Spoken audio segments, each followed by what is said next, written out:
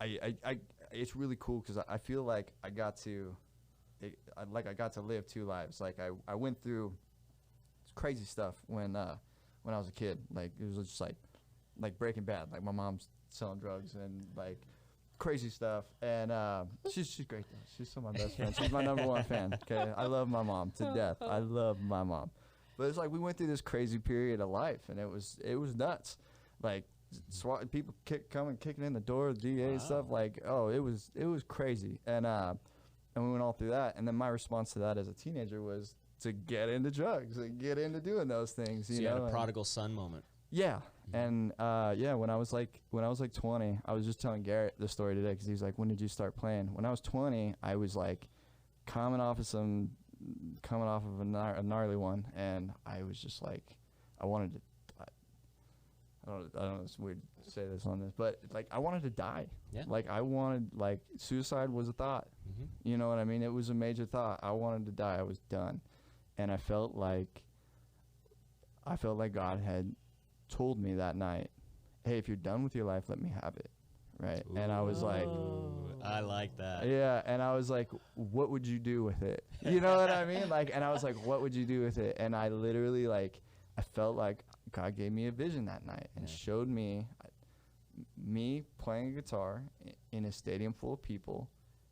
And and I just had it like burned in my mind of like, this is who you are. You know what I mean? Like, this is the person that you are.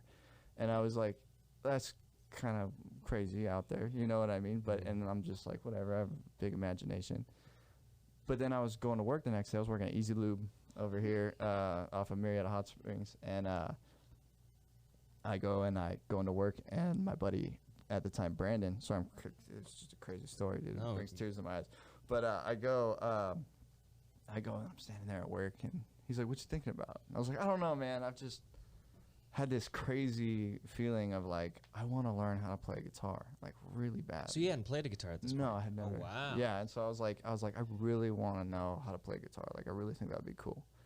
And he's like, "Dude, you want to learn how to play guitar?" And I was like, "Yes." Like, he's gonna teach me, you know? I was like, "Yeah, for real." And he goes, "I'll sell you one right now for $20." And I was like, "All right, done." You know what I mean? Like, that's good enough. Like, let's go. And I followed him to his house, and I remember he brought this little Fender Stratocaster out, like that you can buy from like one of the Squire Strats that you can buy for super cheap off eBay for $20, you know. And I was like, it's perfect, it's amazing, this is exactly what I want. And did that. I went down to Lake Elsinore over there on the backside of Lake Elsinore because I was living off of Grand Avenue, and I got a amp and a tuner and like chords and stuff for it and everything. And I was like, dude, this is it. I probably spent like $35 altogether, you know. It was amazing. And I went home and I plugged everything in, and I went, and I was like, this is not good, you know. And not that vision that you had the night no, before. No, it was nothing like that, you know. And I was like, oh, this is not good. And then,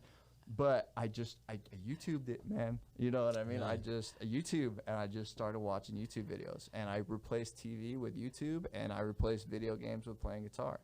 And like, dude, I remember, because I wasn't going to church at the time there, right?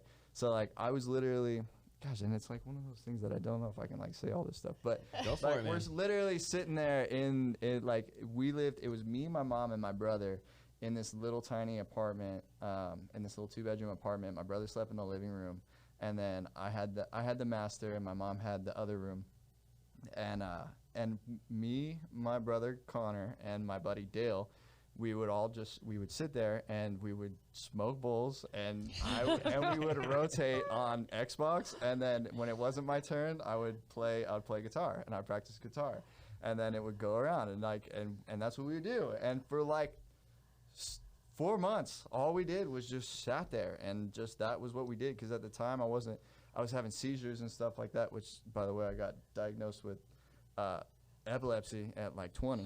Yeah, and so all of a sudden started having seizures. I had started working with my dad at the car dealership, worked for like 10 days, sold 8 cars. I was like, this is my job forever, I'm gonna kill this, you know. And then bam, all of a sudden woke up to go to work in the morning, fell out of the shower. There's paramedics all around me and stuff. They were like, hey, you just had a seizure, we need to take you in the ambulance to the hospital. went through that whole thing. Did that start after your vision or before? After. Mm, Yeah. interesting. Yeah. Ooh, right. Yeah. So it was kind of weird. So Spiritual warfare. yeah, right. So like I get in track, and then bam, this thing happens, and it was like, whoa, what was that?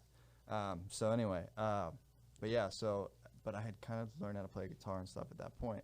Once that all happened, I got really self-destructive again, right, and drinking and stuff more. And at this point, I was literally out of work. I lost my job at the car dealership. I lost my driver's license. I lost like everything. You know, I'm like, whoa, what the heck? I'm a 20-year-old nobody. You know what I mean? Like just sitting here, like I'm a drain on society right now.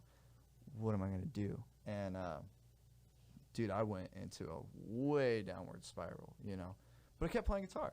You know, I kept doing it, and I kept sticking to that.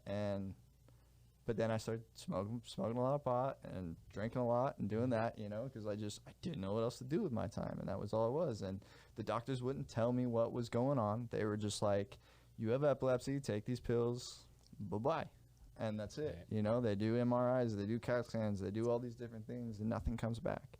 Like, nothing comes back. And they're like, you don't have any tumors, you don't have nothing, you just, there it is. And so it's just like this weird thing of, okay, well, now I went to go apply for a job over at Submarina, right? And the guy's like, dude, you qualify on like every single level. You have food handlers experience, because I had 2 years of delivering pizzas and working that and like doing all this stuff. And I'm like, dude, yes, this is great. And I go, yeah, last thing, I have this thing, this epilepsy thing. And he's like, man, well, I can't hire you if that's the case, because like if you have a seizure and you fall and you have a knife in your hand, like that ruins our insurance. And I was like, oh man, you know, like just what a bummer, like totally shut down, you know, like, so now I'm feeling even worse. You know what I mean? Like, Can't even get a job at Submarine. whoa, dude, I can't even make a sandwich right now. You know what I mean? Like that was, oh my gosh, like I can't drive, I can't make a sandwich, I can't do nothing. Like I am literally like kicking you while you're down. Oh my gosh, dude, that was the worst feeling in the world. And like